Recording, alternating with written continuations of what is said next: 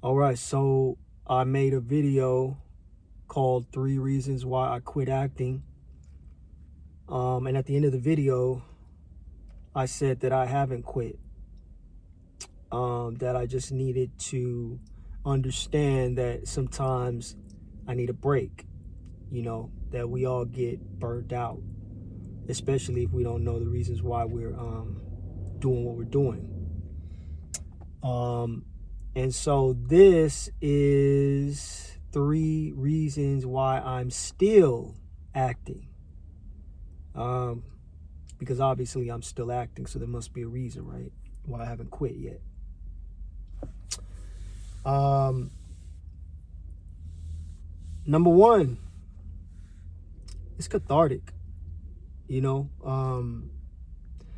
have so many rules in society. We have to be polite.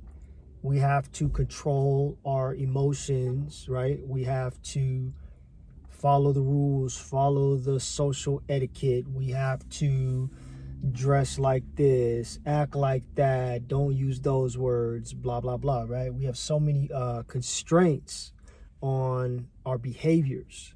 And then we have Big Brother always watching us, right? Everywhere we go, there's a camera.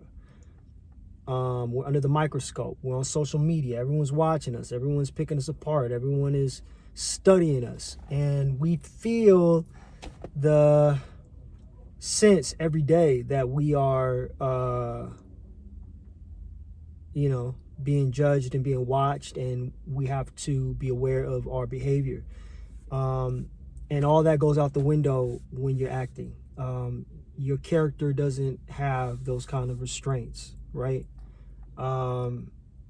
And so when you play a character, you're allowed to let all of that shit out that you suppress every day in order to get along at your job, get along with your circle of friends, not ruffle any feathers, keep everything on an even keel, right? That energy, that suppression, it has to go somewhere. And when you're acting, you can just let it out. Like the last role I did, I was kicking the shit out of a car. It felt good, man. It felt good. I was kicking the shit out of that car and cussing at it and yelling at it and pounding on it, and it's cathartic to get all that energy out, all those emotions that you suppress, all of that emotional energy that you suppress, where you can't really fully let it out all the way and be yourself. You can just let it out, and you have the excuse that, well, it wasn't me, it was the character. It wasn't me, it was the character. So that's number one, that you can do the things and say the things that you are actually not allowed to really do and say in society. Or if you do, there might be repercussions in society. If you do it in a film, you'll get praised. So that's number one. Number two, I am a big, well, let me put it this way. I study psychology a lot. I'm fascinated by human psychology. And I always say that if I wasn't getting my psychology fixed through acting, I would have probably explored some kind of psychology, like being a psychologist or something like that. I mean, it's just really, really fascinating, right? Human behavior, human tics, human quirks, human secrets, right? People who live double lives, people who, you watch a behavior, you wonder, why did they do that? Or what were they thinking when they did that? All facets of human psychology fascinate me. So as an actor, I get to dive as deep as I want into human psychology. So I get to understand about traumas. I get to understand about how events in life shape our behavior, how events in childhood shape our behavior. I get to dive into cause and effect, right? So, for example, this character walks through life like this because of that happened to them, or this person carries themselves in this way. And it's, acting is behavior, right? So the way the character dresses, the way the character walks, their tone of voice, the way they pronounce their words, how they interact with people, the triggers that piss them off, the triggers that make them go off the edge, the secrets that they hide, their proclivities, their fetishes, their desires, all of these things, they come from somewhere. And as an actor, I get to dive into that and explore that and understand that. And I get to research and find out, okay, well, what does happen if someone, spends 15 years in prison? What does that do to them when they come out?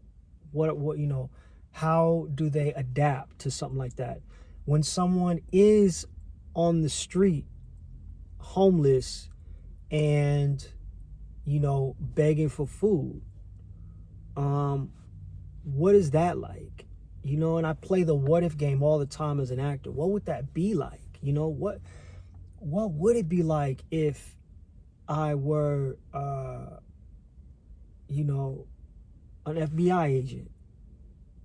What would it be like if I were a serial killer? What would it be like if I were a grieving husband? Whatever, right? So I really get to dive into human psychology, and it gives me the psychological fix. Because I'm a student of life. I'm a student. I'm probably the most curious person you'll ever meet. I'm fascinated by so many things. Whether you're talking about human psychology, anthropology, cosmology. My mind, I'm just curious about everything. So this allows me to feed my curiosity. Number 3, self-exploration. So we keep parts hidden from ourselves, for many reasons. I find that through the characters that I play, I find out a lot about myself. And it forces me to think about how I would react in a given circumstance. What would I do? What would go through my mind? And again, playing the what if game, it forces me to really kind of explore my similarities as a person and my differences as a person compared to the character. So I just really have learned a lot about myself, about some of the unflattering things about myself, and about some of the things that I have as a person that we all do. And I learn about who I am. And I take that information about who I am and I carry it into the world. So it's not just for the role, so I'm just constantly learning about myself, parts of myself that I need to work on, parts of myself that I appreciate, that I love, and constantly putting myself, again, I told you I'm super curious about everything. So putting myself in these given circumstances that could easily happen. We think, oh, that's a movie that could never happen. Yes, it can. A lot of these movies are based on true stories. A lot of these movies are inspired by true stories. Some of these stories are, the most outrageous things that you can imagine can actually happen. So constantly putting myself in those scenarios and saying, what if that were me? What would I do? And again, it fulfills that curiosity that's innate in me, and it helps me to learn about myself. So those are 3 reasons why I'm still acting. I find acting to be a spiritual experience. It's a very personal experience. No two actors kind of go about things the same way.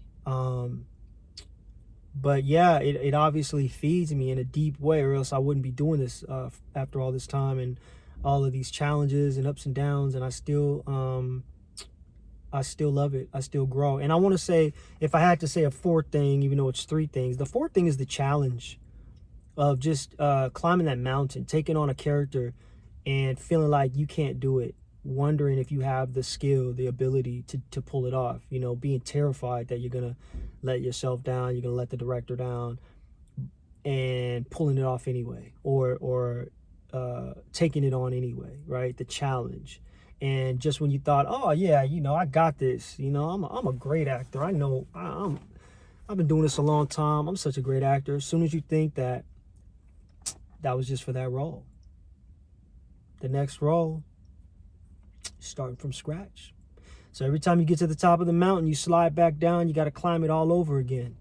It's a sick kind of you know, it's kind of masochistic in a way, but there's always another mountain to climb, and you're always challenging yourself, and you're always wondering if you have what it takes to pull off a character whose life and experiences are completely different than your own, and wondering if you can find a in, you know, find a way in to understand someone else's experience.